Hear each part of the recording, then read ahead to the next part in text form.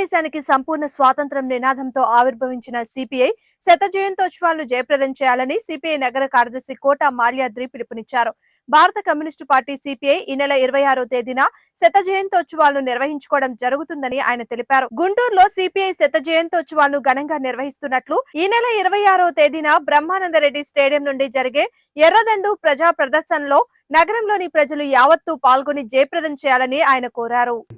భారత communist party శత జయంతి ఉత్సవాలని రేపు 26వ తారీఖున ప్రారంభిస్తూ ఉన్నారు. మరి దేశవ్యాప్తంగా ఏదైతే భారతదేశ గడ్డ మీద భారత కమ్యూనిస్ట్ పార్టీకి 100 సంవత్సరాలు 100 సంవత్సరాలకి అడుగెడతా ఉంది. ఇప్పటికీ మరి ఈ దేశంలో అనేక పార్టీలు పుట్టడం సావటం కూడా రెండు జరిగిపోయినాయి.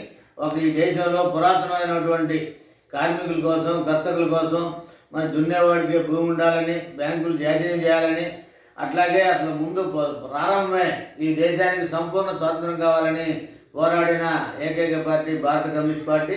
భారత కమ్యూనిస్ట్ పార్టీ మరి రేపు 26వ తారీఖుకి 100వ సంవత్సరంలోకి అడుగు పెడతా ఉంది.